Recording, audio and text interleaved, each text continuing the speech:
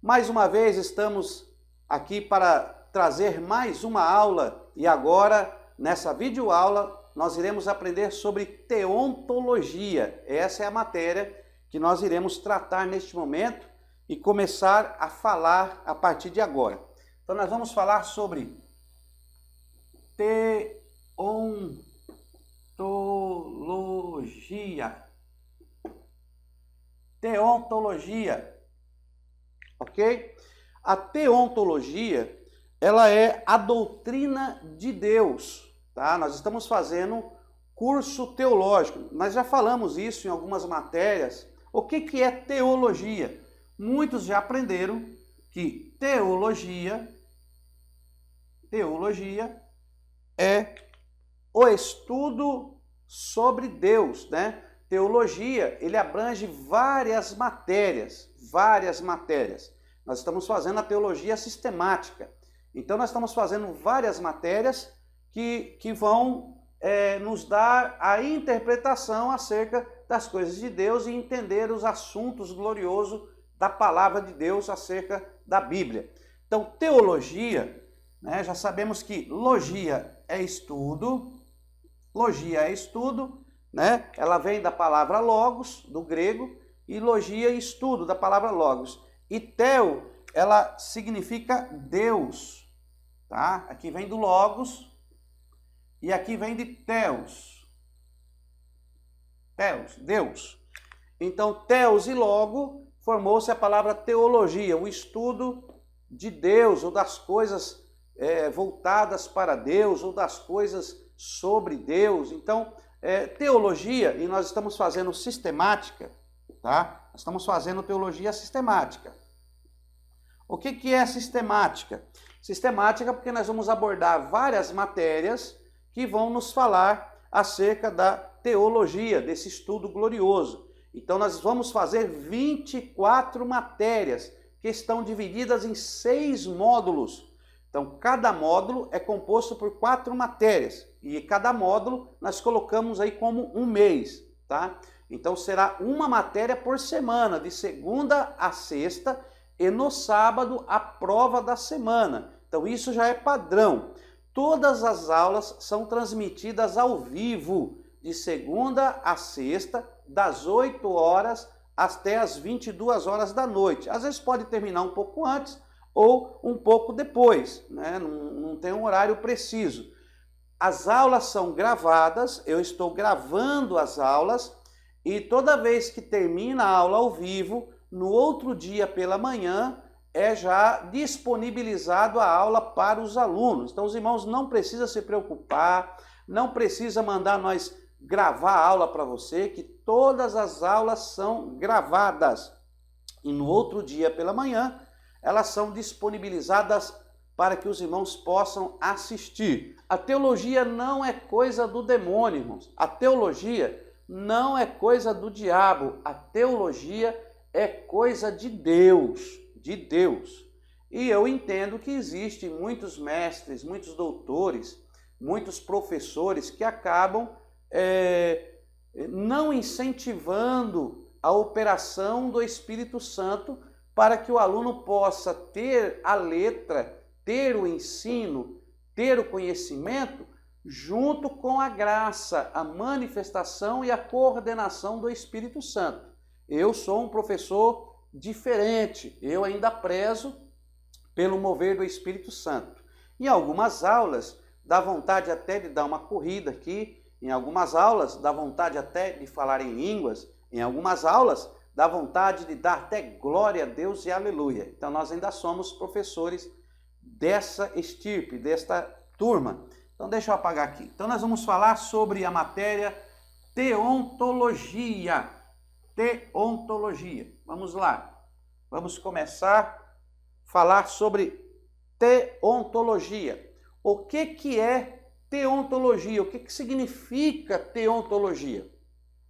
Teontologia, você já sabe, logia, estudo, logia, estudo, tá? Onto vem de ontologia, né? Onton, ela significa ser, tá? Onto significa ser. E tel que está unida ao onto, tel significa Deus. Deus. Então, a teontologia seria o estudo do ser de Deus. Então, seria uma matéria específica para falarmos só da pessoa de Deus. Agora, a teontologia, ela é muito complicada. Por quê, irmãos? Quem é que pode estudar Deus? Parece até uma brincadeira, né? Quem é que pode estudar a Deus? Ora, nós não temos compreensão e nós nunca conseguiremos estudar a Deus. Por quê? Porque nenhum homem é capaz de entender a mente de Deus. Olha, quem subiu ao céu? Quem é que subiu ao coração de Deus? Quem pode entender a Deus? Né? A própria palavra de Deus diz que os pensamentos de Deus não são os nossos pensamentos. É até complicado quando nós dizemos assim: eu sou formado em teologia. Irmãos, eu estudo teologia há muitos anos, há mais de 20 anos, e continuo estudando. Nunca uma pessoa vai ser tão formada o suficiente ao ponto de dizer que eu não preciso aprender mais nada. Porque nós não somos capazes de esgotar ou fechar ou terminar ou até mesmo se formar numa questão quando se trata de Deus. Tá? Não somos, não podemos conceber isso. Então a teontologia, ela faz parte das disciplinas que formam um nível de conhecimento para que nós possamos tentar entender a Deus.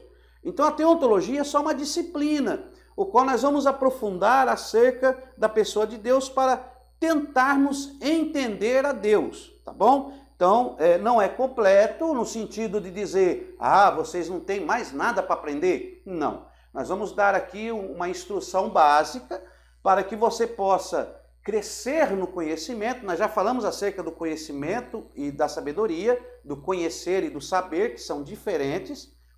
Conhecer é uma coisa, saber é outra. Conhecer é prática, conhecer é teórico e saber é prático. Então você está adquirindo conhecimento.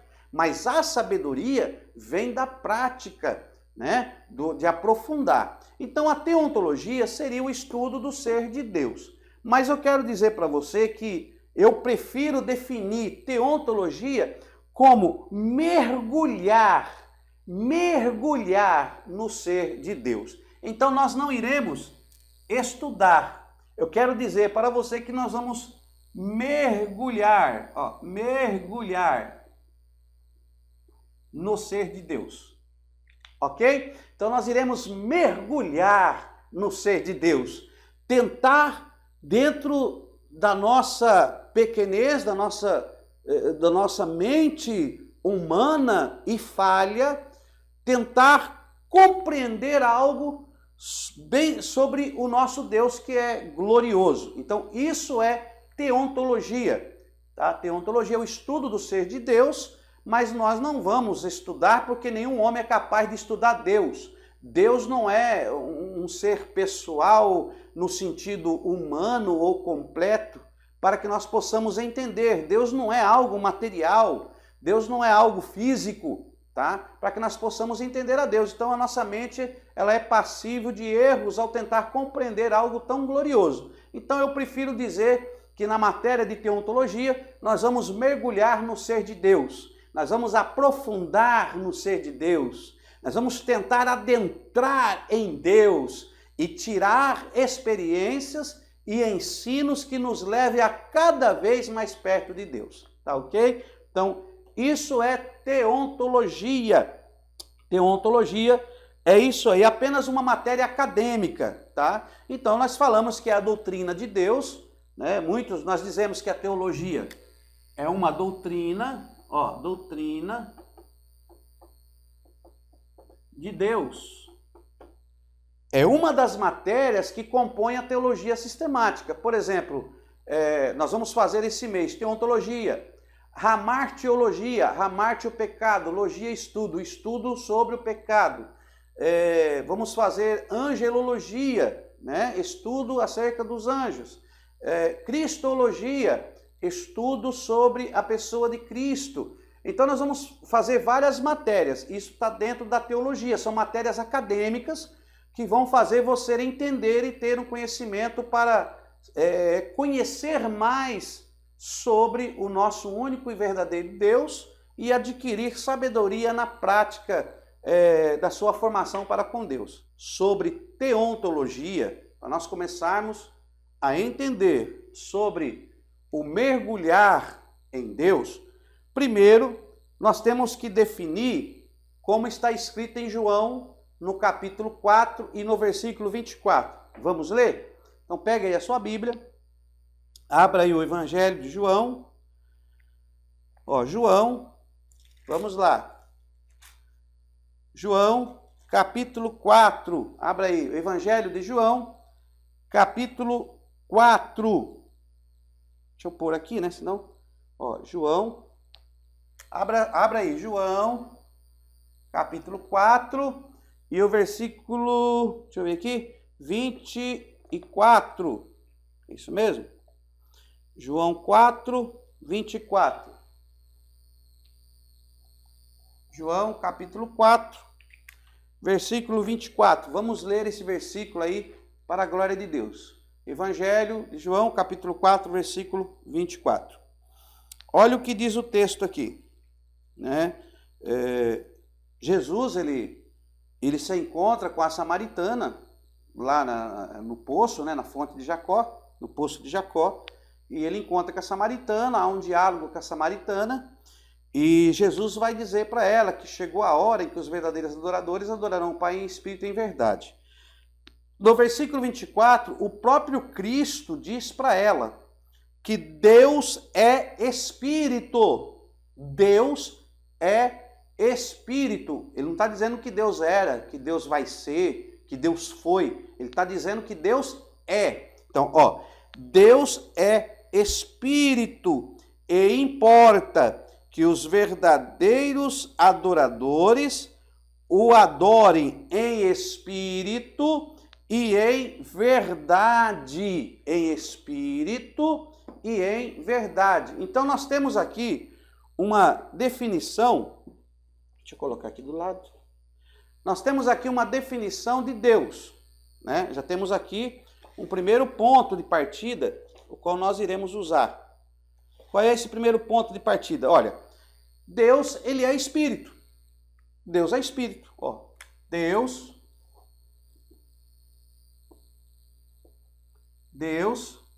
é espírito. Ok? Deus é espírito. Mas qual é o conceito de espírito? O que vem a ser espírito? O que nós entendemos por espírito? Deus é espírito. Mas o que nós entendemos por espírito? Vamos entender aqui o que nós entendemos por espírito. Bom, espírito, primeiro, nós temos que entender que espírito, ele é imaterial. Então, espírito é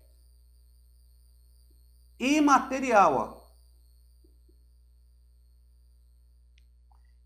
imaterial, ou seja, ele não é algo palpável, ele não é algo que você vai pegar, ou que nem aqui uma caneta que você segura na sua mão, né? O espírito não é palpável, porque ele não é físico, ele é espírito. Então, quando fala que Deus é espírito, está dizendo que não é palpável, é imaterial, ou seja, não é material, é algo imaterial. A essência de Deus é imaterial, não é matéria. E nós vamos ver que ele foge, se ele é imaterial, ele então foge da dimensão física. Então, se ele é imaterial, ele não está preso à dimensão física, ok? Então, nós temos que entender isso aqui. Deus é espírito. Lembra quando você já aprendeu sobre o oika? Tá lembrado? O oika. O que é o oika? Você já aprendeu, ó. Observação, interpretação, correlação, ó, você já aprendeu sobre isso, você já sabe. E o aplicação. Esse é o oika. A primeira parte do oika é observação, ou seja, colocar uma observação no texto em que você lê. Então Jesus disse, ó, Deus é espírito e importa que os adoradores o adorem em espírito e em verdade. Só que essas duas palavras espírito que está no texto são diferentes, tá? Essas duas palavras são diferentes. Porque está dizendo, ó, Deus é espírito e importa que os verdadeiros adoradores o adorem em espírito e verdade. Importa que os verdadeiros adoradores o adorem em espírito e em verdade. Só que o espírito para os adoradores que aparece aí está escrito assim, ó, com E minúsculo. Enquanto que Deus é espírito está escrito com E maiúsculo. Por quê? Porque quando se fala espírito com E minúsculo, pode significar dois tipos de espírito no mínimo, né? Primeiro, o espírito humano e o espírito maligno. Então, pode ser espírito de ser o espírito humano e pode ser espírito de ser espírito maligno. O espírito com E pequeno, esse espírito com E pequeno tanto é direcionado para falar do espírito do homem, como também é usado para falar do espírito maligno. Mas o espírito com E maiúsculo, ele é usado só quando se refere ao Espírito de Deus, quando se refere à deidade, à divindade. Aí se usa o Espírito com E maiúsculo, tá? Só uma observação para que você possa detectar. Então, Deus é Espírito, um Espírito que é Deus, né? Um Deus espiritual. Importa que os verdadeiros adoradores, os humanos que o adorem, os seres, a sua criação o adore em espírito, ou seja, no próprio espírito humano da criação, no próprio espírito humano da criatura. Então, importa que nós o adoremos no nosso espírito e em verdade. Então, isto quer dizer que eu não posso adorar na força do corpo físico, eu não posso adorar na força da carne. A minha adoração a Deus tem que ser espiritual, ok? Envolvendo o meu espírito humano para com adoração ao Espírito que é Deus, porque Deus é Espírito. Então nós temos aí uma definição de que Deus é Espírito. Temos aí a primeira definição de Deus. Tá? Deixa eu pegar aqui o pano para apagar. Cadê o pano? Aqui. Ok, deixa eu dar uma apagada aqui. Você vai aprender dois palavrão para se estudar teontologia, para se estudar paracletologia, que é o estudo do Paracleto, do Espírito Santo, para você estudar cristologia, né? Para você estudar angelologia, você tem que aprender esses dois palavrão que vai acompanhar. Mas são dois palavrão de uma forma benéfica, não de uma forma maligna. Então eu vou te ensinar dois palavrão. O primeiro palavrão, você vai ter que decorar esse palavrão. Se você falar ele 10 vezes rapidamente, você vai sair falando em línguas estranhas desta aula hoje. Tá bom? Ó, primeiro palavrão que você tem que aprender. Você tem que ter isso na sua mente, gravada no seu coração, quando você for ler passagens bíblicas, principalmente no Antigo Testamento. Você tem que ter isso em mente. Primeiro palavrão.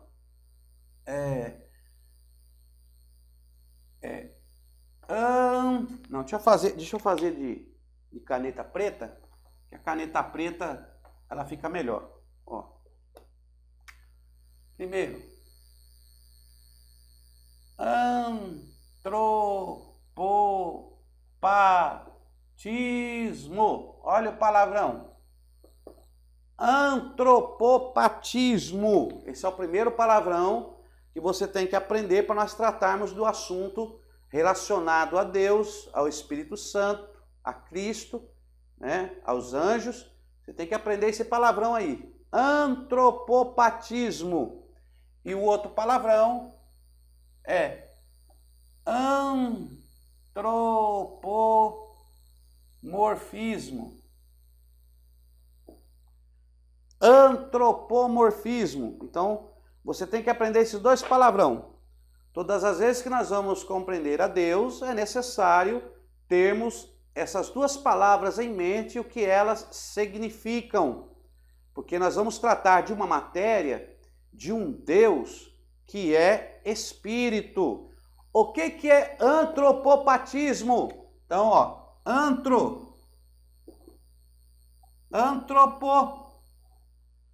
Antropo se refere ao homem, né? Ó, ao homem,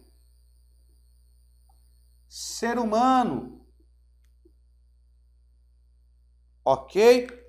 Antropos se refere ao homem, né? Que nem nós vamos fazer uma matéria chamada antropologia. Então, antropo se refere ao homem. Existem várias matérias que estão integradas à antropologia, tá? E nós vamos tratar numa matéria sobre isso. Aí vem a segunda palavra, que é o patismo. Ó, antropopatismo. Ó, patismo tem a ver com sentimentos. Ó,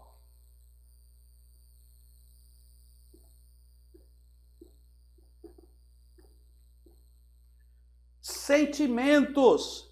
Então, antropopatismo são sentimentos humanos. Tá ok?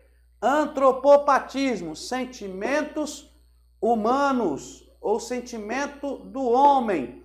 Então, quando nós nos referimos a Deus, ó, quando nós nos referimos a Deus, que é Espírito,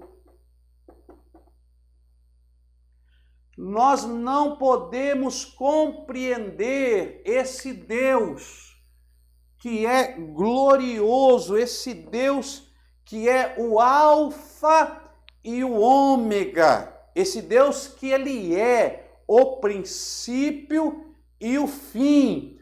Como entender a Deus se nós somos limitados? Nós estamos presos, né, ao tempo chamado cromos. Ó.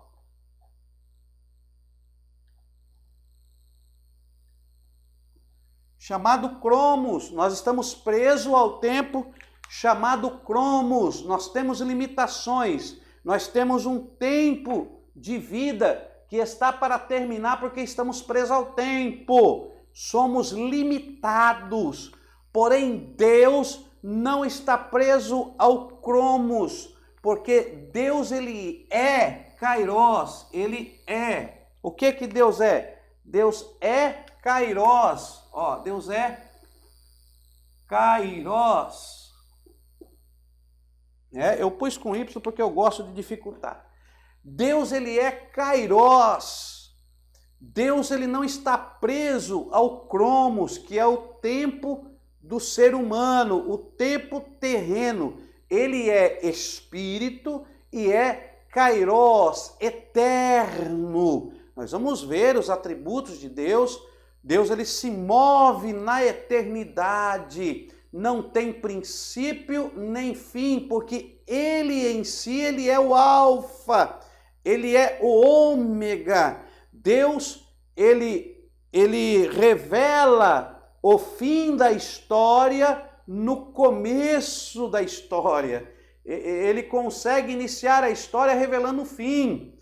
Como ele começou ali no Éden, falou com Eva, falou da serpente, falou da semente da mulher, já revelou o fim lá no começo.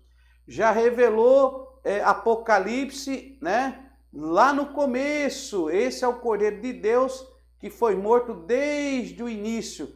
Ele já revelou Batista. Esse é o Cordeiro de Deus que tira o pecado do mundo. Ele começa a revelar o final lá no começo, porque ele é a própria eternidade. Deus, ele não tem eternidade, ele é, né, o início. Ele é o alfa e o ômega, princípio e o fim. Ele é o que é, que era e que há de vir. Quando ele olha para o homem, ele vê toda a história humana, passada, presente e futuro. Então ele é o único Deus verdadeiro. Estou só dando umas pinceladas para você já ir aí alargando a sua mente, porque os assuntos que nós iremos tratar vai ser muito forte. Então eu estou aí dando uma espaçada na sua compreensão acerca de Deus. Por isso que eu disse, irmãos, nunca ninguém, na realidade, com toda a sinceridade deste que vos fala, nunca ninguém vai estar formado em teologia. Eu sou formado dentro do conceito acadêmico que me foi passado, porque eu fiz o conhecimento e me formei dentro deste conceito acadêmico. Porém, quando falamos de teologia, quando falamos de teontologia, nunca completaremos ou esgotaremos ou entenderemos acerca deste Deus. Então, que isso fique bem claro. Você não vai ter um ensinamento completo. Você vai só receber, dentro de um conceito acadêmico, uma formação básica para que você possa prosseguir e continuar avançando como um explorador, conhecendo as coisas gloriosas do reino de Deus, tá bom? Então vamos lá, vamos devagarinho aí. Então nós estamos falando acerca do antropopatismo. O outro palavrão é o antropomorfismo. Isso aqui é uma palavra só, tá? Não tem separação não. Antropomorfismo, tá? Então você tem aqui um antropo, que é homem ou ser humano, e aí você tem aqui o morfismo, que é forma, né? Forma ou dar forma, ou formar. Então, antropopatismo, sentimentos humanos. Antropomorfismo, forma humana, ou se formar humano, ou dar forma humana, tá? Então, como você entende isso? Por exemplo, antropopatismo, porque Deus não é filho do homem para que se arrependa. Aí você vai ler lá, porque Deus não se arrepende. Ele não é o filho do homem para que se arrependa, então ele não se arrepende. Mas aí você vai ler, e Deus se arrependeu de haver feito o homem. E arrependeu-se Deus de colocar Saul como rei. Aí você fala, mas Deus não se arrepende? Por que agora Deus se arrepende? Porque esse arrependimento de Deus, você tem que entender que Deus é espírito. Deus é espírito. Deus não possui o arrependimento humano. Então, quando Deus é citado através dos escritos como ele se arrependeu, nós estamos usando, o escritor está usando, uma maneira de antropopatismo, dar sentimentos humanos a um Deus que não é humano. Ué, como é que você vai entender Deus? Só que nós temos uma mania o seguinte, irmão, o ser humano, ele possui dois fatores da vida dele, que é a razão e a intuição. Ó, o ser humano, o antropo aqui, o antropo, ele possui dois fatores, razão e intuição. Tá? Eu estou só na introdução da antropologia, que são coisas que eu tenho que te falar, para quando nós avançar na matéria, você não ficar com dúvida. Mas pastor, como é que pode isso, pode aquilo? Aí você vai lembrar disso. Então faça as suas anotações aí. Tá? Isso aqui você tem que saber. Todo estudante da palavra de Deus, o básico, tem que ter esse conhecimento. Então, o antropo, o homem, ele tem razão e intuição. A intuição tem a ver com o espírito humano. A razão tem a ver com a lógica, com a razão humana. A razão, ela trabalha com contato, com realidade, com físico, com material. Né? Não, mas isso aqui escreve mesmo? Não, mas escreve? Ah, não, eu só acredito se eu ver escrever. Aí, não, deixa eu ver. Não, tem razão. Aí agora eu falo com razão porque eu sei. Então, o antropo, ele trabalha com razão. Agora, intuição. A intuição tem a ver até mesmo com fé, com crença, tem a ver com espírito. É intuitivo. Não, eu tenho uma intuição que aquilo lá escreve. Eu não vi escrever, eu não peguei, mas eu tenho uma intuição que aquilo escreve. Então, isso aqui nós vamos trabalhar muito. Razão e intuição. Quando fala que os verdadeiros adoradores adorarão o Pai em espírito e em verdade, é porque muitas vezes você não vai achar uma razão para isso. Aí é onde você vai ler na Bíblia que as coisas de Deus parecem loucura para os homens, porque se você for querer achar uma razão lógica, se você for querer explicação para tudo, meu irmão, eu vou te dizer que você vai ficar meio louco da cabeça. E eu vou até mais além, viu? Para ser um cristão, para amar esse Deus, vai ter que ser meio louco mesmo. Vai ter que ser meio doido da cabeça mesmo. Porque se for uma pessoa racional, uma pessoa na razão, ela não vai muito longe não. Vai se desviar, vai se afastar, vai até virar à toa, ou ateu, à toa. Então, existe no antropo razão e intuição. Tem coisa que nós fazemos e não fazemos pela razão. Nós fazemos pela intuição espiritual, porque você sentiu algo diferente naquele momento. Ora, se Paulo escreve aos irmãos de Corinto dizendo que o homem espiritual por ninguém é discernido, lá no capítulo 2 da primeira carta aos Coríntios, porque o homem espiritual ele não é discernido. Por que ele não é discernido? Porque ele não usa razão. Eu vou ler para você aqui, quer ver? Ó, vamos dar uma lida aqui. Primeiro aos Coríntios, ó, isso aqui é muito bom. Primeiro aos Coríntios, capítulo 2, versículo 15. Deixa eu colocar aqui. Ó, intuição, ó. 1 Coríntios 2, 15. Vamos aí. 1 Coríntios, capítulo 2 e o versículo 15. Olha o que está escrito aí. Deixa eu ler para você aqui. O que é espiritual, ó. O que é espiritual, ó. Então vamos lá. O que é...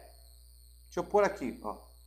O que é, ó, espiritual. Ó o E. Não está falando aqui do Espírito de Deus. Olha o oica. O que é espiritual, né? O que é espiritual é porque ele usa a intuição. Ele é intuitivo espiritualmente. O que é espiritual, porém, discerne bem todas as coisas. E ele, por ninguém, é discernido. Então, ninguém consegue discernir um homem espiritual. Um homem que tem essa intuição da espiritualidade. Ninguém consegue discernir ele. Às vezes até brinco, né? O diabo ele está armando os laços. E aí lá na esquina, o diabo ele é muito razão, tá? O diabo ele é muito razão. Ele trabalha muito nisso aqui, ó. Intuição não é fé. Intuição, ele é ligado ao espiritual, aquilo que não é palpável, ele é intuitivo. Ele é intuitivo.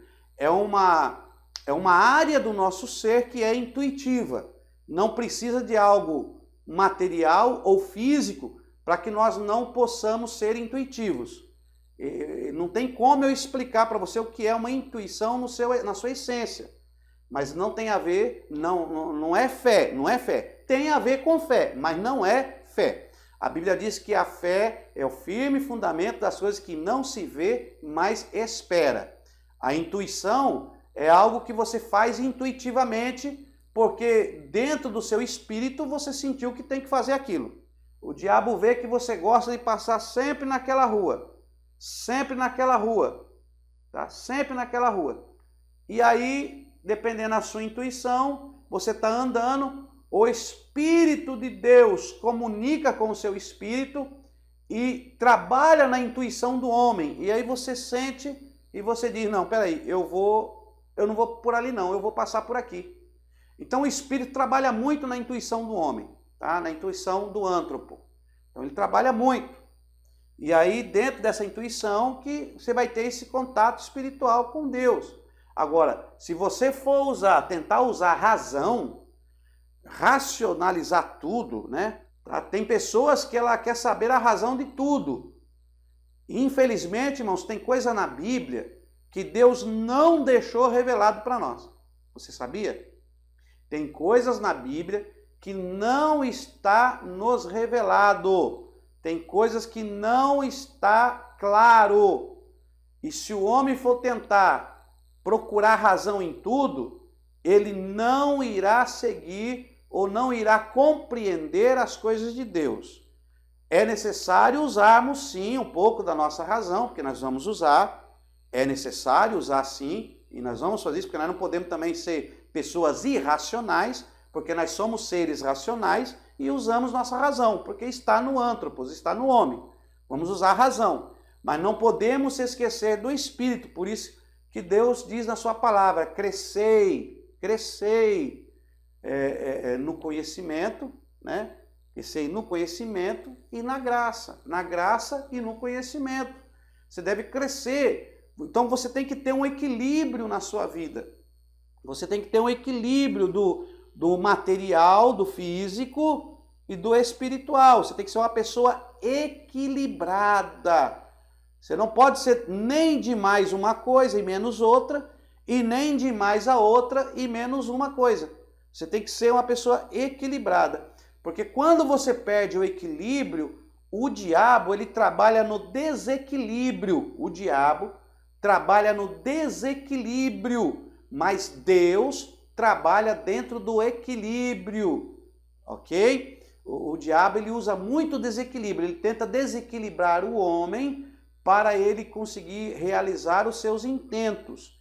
Então, como nós vamos falar de Deus, que é Espírito, então você tem que ter esses dois pensamentos. Antropopatismo, sentimentos humanos atribuído a um Deus que não é humano. Forma, antropomorfismo, forma humana atribuída a um Deus que não é humano. Ele é espírito. Yahweh é espírito. Yahweh é espírito. Está escrito, registrado na palavra de Deus. Yahweh não é humano, ele é espírito. Ele é a essência de tudo, o princípio e o fim. Tá ok? Então você tem que entender isso. Por exemplo, quando você lê Salmos, aquele que se esconde à sombra do Onipotente descansará. Aí eu pergunto para você, Deus tem sombra? Não, mas o pecado chegou às narinas de Deus. Deus tem nariz? Se ele é espírito, ele possui nariz, irmão? Esse narizão aqui, esse nariz físico? Ele possui nariz? É claro que não, meu irmão. Ele é espírito. Mas se ele é espírito, por que diz que o pecado chegou às narinas de Deus? Para que o homem entenda o que Deus ou o que está sendo revelado. Quando diz que o pecado chegou às narinas de Deus, não é que Deus tem nariz, é que o pecado chegou ao próprio Deus de uma maneira tal que Deus não quer que isto aconteça. É para que a nossa mente humana possa formular um conhecimento de Deus, formular um conhecimento que Deus desagradou-se daquilo. Olha, Deus se arrependeu de haver feito homem. Mas Deus não se arrepende porque Ele não tem sentimentos humanos. Isso é uma maneira de usar o antropopatismo, dar sentimentos humanos a um Deus que não tem sentimento humano. Deus não tem arrependimento como nós temos. Nós nos arrependemos. O nosso arrependimento, poxa vida, eu podia fazer isso diferente, me arrependi. Você fica até pelos cantos. O homem tem arrependimento porque faz parte do sentimento humano. Mas como atribuir esse arrependimento que nós sentimos a um Deus que é espírito? Como atribuir isso a Ele? Não tem como você atribuir. Então Deus não se arrepende. O correto na Bíblia é quando diz que Deus não é homem para que minta, nem filho do homem para que se arrependa. Agora, quando você lê que Deus se arrependeu, isso é uma maneira de usar o antropomorfismo. O autor, ele usou o antropomorfismo. Ele deu forma a um Deus que não possui essa forma. Deixa eu tentar te explicar de uma maneira bem simples. Deixa eu tentar te explicar. Você tem um filho. E o seu filho tem uma capacidade mental, uma capacidade de pensamento, uma capacidade de entendimento inferior à sua, tá? É inferior à sua. Por exemplo, se alguém fala para você, ó, isso aqui é uma caneta que escreve no quadro branco. O seu conhecimento te dá a entender o que isso aqui é, você sabe o que é. Mas se você chegar para o seu filho e dizer, ó filho, isso aqui é uma caneta para escrever no quadro branco, e der para ele, ele vai escrever no chão, ele vai escrever em qualquer lugar, ele vai passar na mão, porque ele não entende, ele não tem o conhecimento. Então ele não sabe o que é uma caneta, mas você sabe o que é caneta. Aí você tem que pegar na mão do filho, ó filho, ó, riscar a mão do filho, ó. Aí o filho vê que riscou, que sujou, e você vai falar, não, isso que risca. E ensinar o filho de uma maneira educativa, bem na linguagem dele. Então você mesmo com o seu conhecimento, com a sua sabedoria, você tem que se fazer, você tem que entrar dentro da linguagem da criança, para poder a criança entender e compreender o que você está ensinando. Deu para entender? Agora imagine Deus, que é espírito, que tem uma grande poder e autoridade, algo inacessível à mente humana. Então Deus, ele tem que se fazer dentro da linguagem humana para que nós possamos, no mínimo, tentar compreender o que Deus quer falar. Então Deus usa no Antigo Testamento uma linguagem que está dentro do nosso conhecimento e entendimento. Quando a linguagem de Deus passa do nosso nível de conhecimento, aí a gente fica sem entender. Então veja quão difícil é para Deus se revelar para o homem. No Antigo Testamento, onde o Filho não era revelado, que ninguém conhecia Jesus como Filho de Deus, que talvez ninguém sabia o que era uma encarnação, que ninguém sabia o que era um antropomorfismo, que ninguém sabia o que era um antropopatismo. Imagine no Antigo Testamento aqueles homens que não sabiam o que era um farol, não sabiam o que é uma lâmpada, não sabiam o que é energia elétrica. Imagine o nível de conhecimento. E Deus tinha que se revelando a eles aos poucos, para que pudessem. Aí você vai encontrar várias palavras escritas no Antigo Testamento desta maneira, atribuindo a Deus uma forma que ele não tem, um sentimento que ele não tem. Deu para entender? Então, por isso que você tem que gravar isso aqui, ó. Antropopatismo, antropomorfismo. Existem versículos que você vai ler, passagens bíblicas do Antigo Testamento, que você vai se deparar com isso, tá? E existe também, eu vou falar só um pouco dele, porque nós vamos abordar esse assunto em outra matéria, mas a teofania, ó, deixa eu fazer aqui, existe também a teofania. Então, antropomorfismo, antropopatismo, ó, antropomorfismo, antropopatismo e a teofania. Até aí tudo bem, meus irmãos? Tá dando para acompanhar? Eu estou dando uma introdução, tá? Eu estou alargando a mente dos irmãos, estou dando uma introdução para nós entrarmos na antropologia. A partir de amanhã a matéria vai ficar mais apertada. Só que como professor eu tenho que ir abrindo os limites do seu conhecimento, eu tenho que abrir os limites da sua compreensão. Então vamos alargar mais um pouquinho só, e não vamos falar muito para não te dar um nó. Vamos lá. Teofania.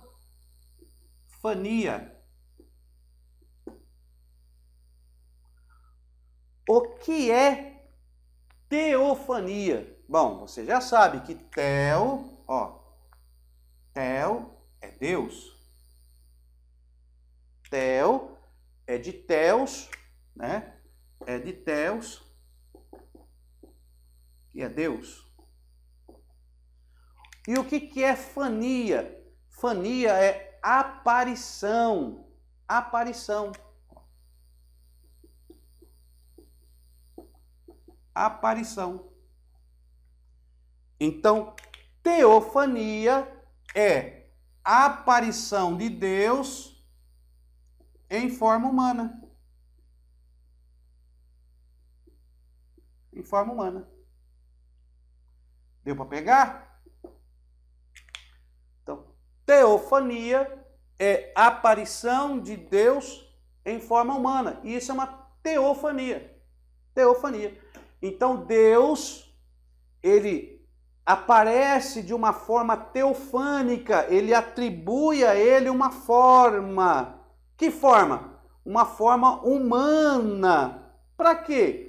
Para que esta criança que está em desenvolvimento, essa criança que está em fase de crescimento, possa dialogar com ele de uma forma racional. Então, Deus, sendo imaterial, ele se dá uma forma humana para poder integrar um diálogo com a sua criação. Então, ele faz uma aparição, é a aparição de Deus em forma humana, de uma maneira antropofórmica e antropopatismo.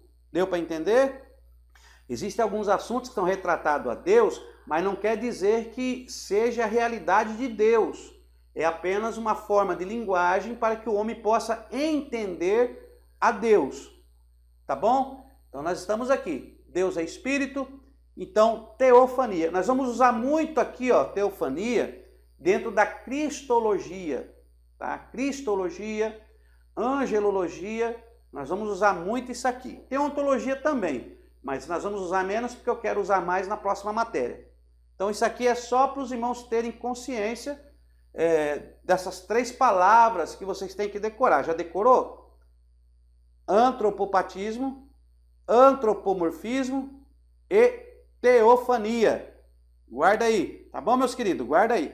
Antropopatismo, antropomorfismo e teofania. Deixa eu apagar aqui. Abre aí, Salmo 22, verso 3. 22, 3. Contudo, tu és o santo, entronizado entre os louvores de Israel. Contudo, tu és santo, entronizado entre os louvores de Israel.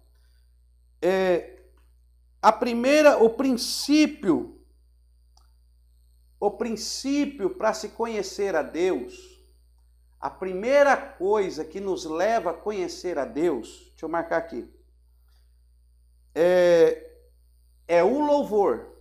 Ó, princípio para se conhecer a Deus é o louvor. Tá? O princípio para se conhecer a Deus é o louvor. Nós temos um livro no Antigo Testamento, que é este livro que nós lemos, que nós chamamos do livro de Salmos, tá lembrado? Nós falamos isso na matéria passada, e é o livro de Salmos. Ó, nós conhecemos como Salmos, que significa versos, né? O livro de Salmos, que são versos, cânticos, nós conhecemos desta forma, né? Tanto que quando você lê o livro de Salmo, nós falamos Salmo de número 10 e o verso de número 2. Você não usa falar versículos, você fala verso, porque o livro de Salmos é como se fosse um cântico. Salmos. O livro de Salmos é composto por 150 capítulos, né? E tem o Salmo 119, que é o capítulo 119, que é um cântico aí grande, né? Ocupa várias páginas do livro de Salmos. Na Tanakh, o livro de Salmos, ele é considerado como escritos, né? Escritos. Ele é considerado como escrito e não nós consideramos como livro poético, porém eles consideram como escritos, está dentro da Tanakh. Só que Salmos, ele foi, quando ele foi transcrito, traduzido para Salmo, eles puxaram do grego psalmoi. Ó, do grego, deixa eu usar o preto, é melhor, né? Ó, ele sai do grego psalmoi.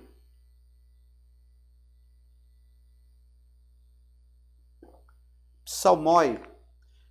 Do grego psalmoi.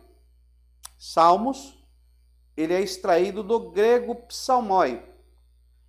Tá? O que é psalmoi? Psalmoi foi na tradução da Septuaginta que deram esse nome psalmoi. Psalmoi do grego, ele significa um canto inspirado. Então, psalmoi, ó, é um canto inspirado. Ok? É uma música inspirada, é um canto inspirado, psalmoi. Mas no hebraico não é psalmoi, tá? Então vamos por aqui. O livro de Salmos, no hebraico, eles chamam de Tehillim. Tehillim, né? Tehillim. Tehillim, ele é mais profundo do que canto inspirado. Tehillim, ele é louvor. Ó, Tehillim, ele é louvor. Guarde isso. Há uma diferença de louvar, cantar e adorar. Há uma diferença. Muitos na igreja acham que é a mesma coisa, mas não é a mesma coisa, tem diferença de cantar, louvar e adorar. Ó, então vamos por aqui. Ó, vou colocar assim, ó. Cantar,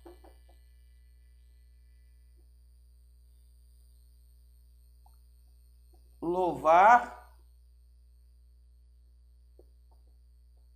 e adorar. Psalmói é cantar inspirado. Psalmói é um canto inspirado. O que é cantar inspirado? Cantar inspirado, cantar com inspiração, até quem não tem a revelação de Cristo, quem não é cristão, ele consegue cantar. Por quê? Porque o canto inspirado, ele expressa o cantar, que é o cantar, deixa eu escrever lá, né? É usar a voz modulada, afinada, ó. É usar a voz, com Z, né? Voz modulada, afinada, né? Voz modulada, afinada, é usar uma voz agradável, olha aí, agradável. Agradável. Então, a pessoa que tem uma voz aí modulada, é uma voz afinada, né? Agradável. Isso é cantar. Então, uma pessoa que não tem essa voz aí bem modulada, essa voz afinada, essa voz agradável aos ouvidos, você não vai falar que ela canta. Ela vai cantar para você e você fala, meu Deus, o que é isso? Então você não vai falar que ela canta. Então uma pessoa ela pode adquirir esse canto inspirado com técnicas vocais, com técnicas, com conhecimento humano, ela pode adquirir isso. Ela vai aprender, fazer gargarejo, comer maçã, tratar da garganta. Então isso é uma coisa que ela adquire. Mas quando se fala em mergulhar em Deus, trazer Deus até a presença da esfera de adoração, então às vezes esse canto, essa voz modulada, essa voz afinada, agradável aos ouvidos humanos, não é capaz de trazer a presença de Deus. Ela não é capaz. Porque para trazer a presença de Deus, ela tem que ser mais do que um canto. Não pode ser só um canto. Por exemplo, existem músicas que podemos dizer que são músicas inspiradas. Você ouve a música, você fala, meu Deus, que música linda. Rapaz, ó. Até me arrepiou a epiderme. Você sente, meu Deus, que música. É bonita essa música. Me tocou. Porque ela é inspirada. Então, quando se fala em música inspirada, em canto inspirado, essas técnicas podem ser utilizadas. Porém, nós estamos falando de algo que não é só inspirado. Nós estamos falando de terrilim. Nós estamos falando de louvor. E o louvor é diferente de cantar. Louvar é diferente de cantar. Louvar é aplaudir a Deus. É dar glória, engrandecer, nesse caso, a Deus. Então, louvar, eu vou até marcar aqui, louvar é aplaudir, ó. Aplaudir, né? Aplaudir. Elogiar, ó, dar glória, engrandecer, deixa eu dividir aqui, engrandecer, nesse caso, a Deus. Então, quando eu louvo a Deus, eu estou aplaudindo a Deus, eu estou elogiando a Deus. Por isso que o louvor ele é cristocêntrico. Cristo, ele é o centro do louvor. Eu não uso sentimentos humanos para louvar a Deus, porque o louvor não é para mim. O louvor não é para você, para agradar seu ego. O louvor não é para fulano ou para cicrano. O louvor, ele é para Deus. Então ele faz o que o louvor? O meu louvor, ele aplaude a Deus. O meu louvor, ele engrandece a Deus. O meu louvor, ele dá glória a Deus. Ele reconhece o Rei dos Reis e Senhor dos Senhores. O meu louvor não tem sentimento de vingança, não tem sentimento humano. O meu louvor, ele me introduz a Deus. Essa é a ideia do Terlim. Quando eu estou cantando, quando eu aplico o Terlim a Deus, eu estou adentrando na esfera espiritual para com Deus, para com através dos meus cantos engrandecer este Deus Todo-Poderoso Yahweh. Então, os judeus não gostam que você fale salmo, não. Psalmói. Salmo é a tradução de psalmói, tá? Salmo é a tradução de psalmói, mas no original é Terrilim. Terrilim. Então, quando você lê aqui, eu vou ler agora para você melhor, ó. Quando você lê Salmos, que é um cântico, um Terrilim, não um cântico, ele é um Terrilim. Então, quando você lê o Terrilim 22, ele está em forma de Terrilim, louvando a Deus, dizendo: contudo, tu és santo, tu és Kadosh, tu és Kadosh, entronizado, ó, tu és Kadosh, entronizado no Terrilim. Olha que coisa gloriosa. Então, ó, contudo tu és Kadosh, entronizado entre o Terrilim de Israel. Então não é um cântico. Israel não cantava psalmói. Israel, ele realizava um Terrilim, louvor. Então, o livro de Salmos, ele é um Terrilim. Ele traz a presença, a essência de Deus. O Terrilim te mergulha na essência de Deus, porque o Terrilim é louvar, é engrandecer a Deus.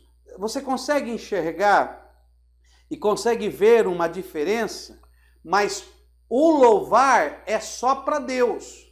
Quando eu digo para Deus, é para quem é o louvor. Então, o louvor não pode ser para uma pessoa, a não ser que você esteja se referindo a Deus como pessoa. Então, o louvor pode ser a pessoa de Deus, de Yahweh? Aí pode. Porque Deus, ele recebe todo o louvor, toda a adoração. Deu para entender? Então, o louvor é só para Deus. Ele é o único que merece o louvor. Se eu dirigir o louvor a uma pessoa, então eu já não estou oferecendo um Terrilim. Aí não é, a palavra não é Terrilim, aí a palavra é cantar. E o cantar pode ser para qualquer um, assim como Chitãozinho Chororó canta dos seus romances, canta das suas histórias, assim como um cantor, ele expressa um poema sobre a sua história. E olha que tem músicas que te fazem até chorar. Por quê? Porque são músicas inspiradas, cânticos inspirados. Mas o Terrilim não. O Terrilim é um louvor que é direcionado só para Deus. Ele não contém a glória humana dentro do Terrilim. O Terrilim não é usado para engrandecer a quem canta. Os meus inimigos cairão sobre os meus pés. Eu estou engrandecendo a quem? Eu quero pisar na cabeça dele. Eu estou engrandecendo a quem? Não estou engrandecendo ao homem? Então isso é apenas um cântico. Isso é apenas um canto. Mas não é considerado um Terrilim. Não é um louvor, porque não é para Deus. Está se engrandecendo. O louvor não é cristocêntrico. né? Ou teocêntrico. O louvor está sendo antropocêntrico, ou seja, o ser humano é o centro do louvor. E tem hino que eu gosto de cantar. Um exemplo, eu canto porque eu me identifico com o hino, porque fala do sofrimento humano e eu me identifico. Aí eu canto. Mas se você for olhar para o Terrilim você não se identifica, porque o Terrilim se identifica a Deus, o Terrilim. Essa é a diferença do cantar para louvar. Então eu estou mostrando aqui a diferença de cantar e a diferença de louvar. A pessoa canta, mas não traz a presença de Deus. Mas quando a pessoa louva, aí a presença de Deus desce. Por quê? Porque o louvor é para Ele. Hoje, infelizmente, em muitas denominações, priorizam mais o louvor e menos a palavra. Agora, quando nós lemos a palavra de Deus, o que ela diz? O que ela diz? Ela diz que nós nos alimentamos do louvor ou nos alimentamos da palavra? A Bíblia nos diz que a palavra, ela fará em vós, porque a minha palavra fará em vós uma fonte. Porque a água, ela é representada como a palavra. Então, a palavra de Deus, ela é importante. Quem lê a palavra, quem estuda a palavra, quem se alimenta da palavra, quem come a palavra, esta pessoa ela tem raiz, meu irmão. Ela é uma casa construída na rocha que é Cristo. Mas quem fica só no louvor? Só no louvor? Isso aí é casa na areia. É como se nós parafraseássemos a parábola de Cristo da casa na rocha e a casa na areia. Porque se o louvor é para Deus, e aí nós entramos com, raciocínio lógico. Raciocínio lógico. O que é um raciocínio lógico? É uma maneira de pensar que vai levar a um caminho certo que é lógico por causa daquilo que você tem nas suas mãos. Isso é um raciocínio lógico. Se 1 mais 1 é 2, não pode ser 3. Então, dentro de um raciocínio lógico, o que nós pensamos? Se o louvor é para Deus, para que ele serve para a minha vida?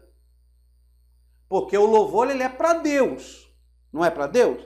O que é para a minha vida então? Para a minha vida é a palavra. Então você louva a Deus como centro da tua vida e do teu louvor, e aí a palavra vem para você para agora te enriquecer e te dar estrutura de casa na rocha. Terrilim, então você já entendeu o que é cantar e o que é louvar. Às vezes você vai ver uma pessoa na igreja cantando, você vai dizer, tá só cantando. É só cântico, isso aí é só canto. Tem uma voz bonita, uma voz afinada, eu dou nota 10. Mas foi só um canto. Agora, tem pessoas que às vezes humilde, porque o louvor, se ele é para aplaudir Deus, se ele é para elogiar Deus, se ele é para dar glória a Deus, se ele é para engrandecer a Deus, ele não precisa de voz modulada, não precisa de ser afinado e não precisa ser agradável para os seus ouvidos. Deu para entender? Por quê? Porque é para louvar a Deus. Então quem tem que gostar não é você, quem tem que gostar é quem? Quem tem que gostar é Deus. Isso é louvar. É cantar mesmo sem ritmo. Oxe, meu Deus, tu és santo. Deus, tu és grande. Deus, tu és maravilhoso. Não precisa ter ritmo, eu estou engrandecendo a Deus. Isso é um louvor. Eu estou me introduzindo, o louvor me introduz na glória de Deus. Isso é o que nós vamos fazer com teontologia. Não é simplesmente estudar o ser de Deus. É nos introduzir no centro da vontade de Deus. Entendeu, meus amados? Então vamos lá. Mas tem o adorar. Adorar é diferente de louvar também. O que é o adorar? Vamos por aqui? Adorar é render-se. É render-se. reverenciar, se entregar a Deus. Então, adorar é se render. Se render, ó, se render, reverenciar, ó. Reverenciar, né? Reverenciar é se entregar. Se entregar. E aí, ó, se entregar. Aí vamos por aqui, ó. Corpo, alma e espírito. Ou seja, todo seu ser. Todo o seu ser. Aí é adorar. Aí é adorar. Então, adorar não é cantar. Adorar é quando você se entrega, você se rende, você reverencia, cai de joelhos, se reverencia, você se entrega de corpo, alma e espírito para Deus. Eu sou teu Senhor, eu te adoro não pelo que o Senhor faz, mas eu te adoro pelo que o Senhor é. Se eu tiver oportunidade de me entregar a Deus, eu me entrego a Deus todos os dias. Eu estou adorando. Isso é que é adoração. Adoração é aquilo que você mais gosta, você se entrega. Eu vou dar um exemplo. Você chega na casa de alguém, aí a pessoa te pergunta: ô meu irmão, você come lasanha? Aí você fala: eu adoro lasanha. Não me fale em lasanha que, ó, eu me derreto todo. Já me deu vontade. Mas será que você adora a Deus mais do que você adora uma lasanha? Será que quando você ouve a Deus, você se derrete todo? Será que quando Deus te convida para estar junto dele, você se entrega? Você sente prazer, o mesmo prazer de fazer algo que você gosta fisicamente? Meu irmão. Adoração não é para qualquer um, não é para qualquer um. Porque quem adora a Deus, ele não tem cansaço, ele não tem tempo ruim, ele não tem chuva, ele não tem granizo, ele não tem vento, ele não tem tempestade, porque ele adora. E quando ele adora, ele se entrega, ele reverencia, ele se rende, ele faz de tudo para aquele que ele adora. Quando você adora alguém, eu conheço pessoas que adoram a um cantor famoso, a ídolo famoso. O camarada, ele adora tanto esse ídolo, que quando ele sabe que o ídolo está cantando na cidade dele, sabe o que ele faz? Meu irmão, ele faz caravana, ele lota um ônibus, ele pega um carro, porque faz parte da adoração dele. Deu para me entender? E tem pessoas que elas são tão cínicas, que elas falam: não, eu adoro, mas não, para mim Deus é primeiro lugar. Mas você não adora a Deus como você adora esse cantor. Você não adora a Deus como você adora o time de futebol que você torce. Você não adora a Deus como você adora o fã-clube que você participa. Então, isso é adoração. Então, adoração é diferente de louvar.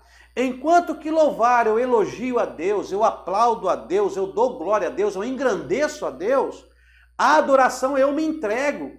Então, no louvor, eu exalto a Deus, eu me direciono a Deus, mas na adoração eu me entrego de corpo e alma para Deus. Isto é a essência de um terrelim. Então, você tem que convir que quando o judeu ouve você falar psalmóis, salmo, ele fica irritado com você. Porque a essência de um terrelim é muito maior. Então, o livro de Salmos, na realidade, não são simplesmente salmos, mas podemos dizer o livro do terrelim, pois são terrelim para Deus. São onde os escritos dos terrelins, destes homens que louvaram e adoraram ao único e verdadeiro Deus e receberam revelações através do terrelim. E nós podemos sentir a presença de Deus através dessas revelações.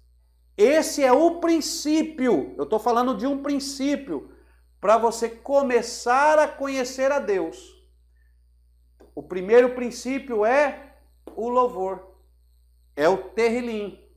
Então, o princípio para você começar a conhecer a Deus é o Terrilim, ou seja, é você aplaudir a Deus, é você elogiar a Deus, é você dar glórias a Deus, é você engrandecer a Deus, é você se render a Deus, é você se reverenciar a Deus, é você se entregar de corpo, alma e espírito. Quando eu falo corpo, alma e espírito, é que eu quero dizer que é todo o seu ser, que nós vamos estudar sobre essa questão de corpo, alma e espírito ainda. Então eu estou falando corpo, alma e espírito para você ter uma ideia que é todo o seu ser, toda a sua vontade, todo o seu espírito, todo o seu querer, toda a sua essência tem que ser entregue a Deus.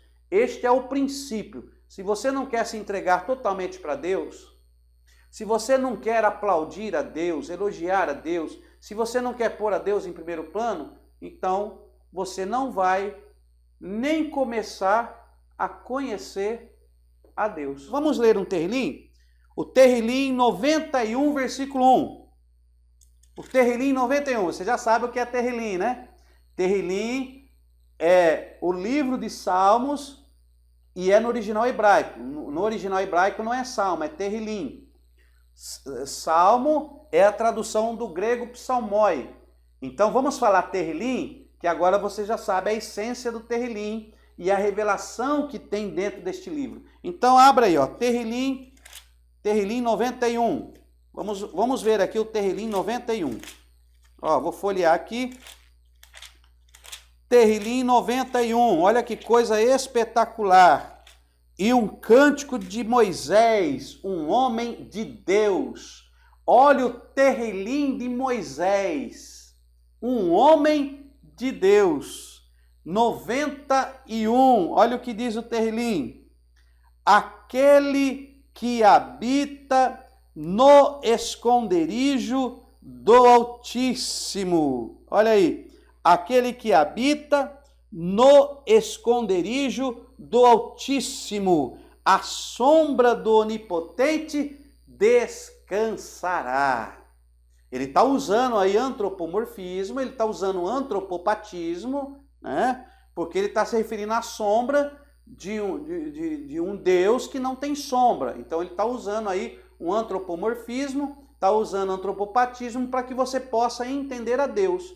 Então ele está dizendo o seguinte, olha, dentro desse Terrilim 91 e no verso 1, Moisés, através do louvor e através da adoração, guarde isso, o Terrilim é louvor e adoração, é introduzir, é te introduzir a Deus. Então, o que Moisés está louvando, o que Moisés está louvando é o seguinte, é aquele que habita no esconderijo do Altíssimo, aquele que está introduzido no Altíssimo. Olha o que diz o texto, a sombra do Onipotente. E aí nós entramos num dos atributos de Deus, né? Que são os três oni, né? Os três oni. Deixa eu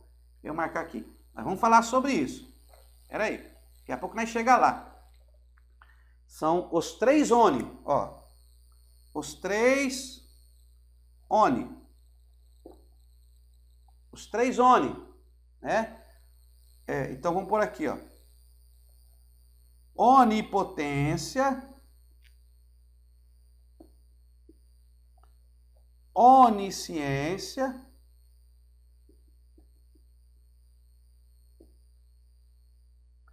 onipotência, onisciência e onipresença. Onipotência, onisciência e onipresença. E ele está chamando aqui, através do Terrilim, Moisés está chamando a sombra de Deus de onipotência. Ó, está usando a sombra aqui, ó.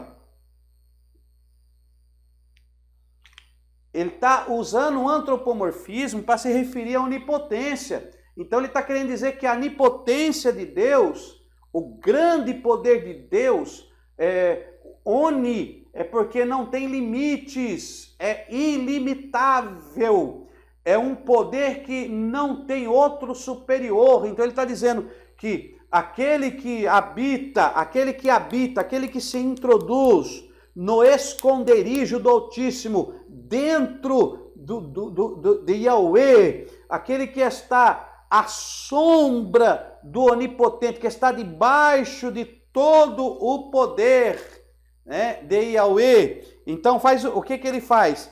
Descansará. Oh, glória! Então imagine, irmão, um louvor e uma adoração dessa, Moisés elogiando a Deus, dando glória a Deus e ao mesmo tempo se rendendo a Deus, reverenciando, caindo, se humilhando, se entregando a Deus, dizendo: Deus, dentro do terrilim, louvor e adoração, Deus, eu estou contigo, eu estou dentro de ti, o que o Senhor fizer, para mim tá bom, eu confio no Senhor. Então isso é coisa linda, isso é coisa gloriosa, isso é um terrilim, deu para entender? Então você tem que entender o que é antropopatismo, antropomorfismo, né, teofania, aí você vai aprender sobre isso aqui, nós vamos falar mais para frente, tá bom? Sobre essas coisas. Então, aqui na nossa apostila, nosso material didático, nós temos aí, na nossa introdução de teontologia, na página número 3, que é o inicial, a doutrina de Deus. Então, teontologia é a doutrina de Deus, é aquilo que eu falei para os irmãos. Não quer dizer que existe maneira de estudar Deus. Tudo que eu estou falando para os irmãos é uma maneira de nós tentarmos compreender um ser que é incompreensível para a mente humana. Então nós temos que saber que nós somos limitados, nós somos falhos, a nossa mente ela é limitada, não temos todo o conhecimento, por isso nós temos que nos render à glória de Deus e à presença de Deus a cada dia. A cada dia nós temos que nos render a Deus, porque nós não vamos entender. Existem assuntos, existem acontecimentos, irmãos, que nós não, só vamos saber lá na glória. Só lá na glória. Apesar que tem pessoas que querem responder aqui, eu acho que, e é por isso que acontece erros de interpretações e erroneamente, e até assuntos que para mim não tem nada a ver com a presença de Deus, porque o homem também quer saber demais. E a nossa mente ela é limitada, irmão. Nós não vamos conseguir entender tudo. Então, existem momentos, existem passagens que a Bíblia se calou, que Deus não revelou, porque tenha certeza, Deus não revelou todas as coisas. Deus só revelou o que nós precisamos saber. Assim como o pai só ensina o filho que está aprendendo a engatinhar somente o que ele precisa saber naquele momento. Existem coisas que aquele filho vai aprender só quando ele tiver já maior idade, quando ele tiver já avançado no seu nível estrutural, psicológico e do seu ser. Então, existem coisas de Deus que nós só vamos saber quando nós formos transformados e estivermos num patamar, num nível maior do que esse nível terreno que nós vivemos. Então, existem coisas que nós não podemos deduzir, mas não teremos assim também a certeza. Então, eu não me formei em teologia. Eu não me formei em teologia. Nenhum homem é capaz de saber tudo. Nem o grande Einstein foi capaz de saber tudo. Não somos capazes. Então vamos lá. Página número 3 do nosso material didático, a doutrina de Deus.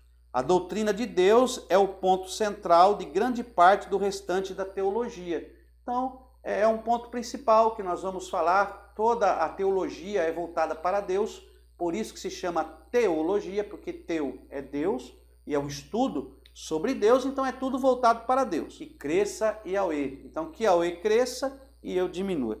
Mas vamos lá. Aqui na nossa página 3, você vê que aqui fala, na igreja primitiva, a doutrina da Trindade criou tensões e debates de peso. Então, na igreja primitiva houve essa doutrina da Trindade que trouxe muitos problemas para a igreja. E até hoje existem vários problemas por causa da Trindade. Tá? Nós vamos falar um pouco da Trindade, mas na próxima aula. Tá? Agora não, que não vai dar tempo. Na página número 4 do nosso material didático, nós falamos da transcendência e a imanência de Deus. Então nós vamos falar da transcendência e a imanência de Deus. Tá ok? Então nós vamos deixar isso para a nossa próxima aula. Continue conosco no nome do Senhor Jesus. E até lá!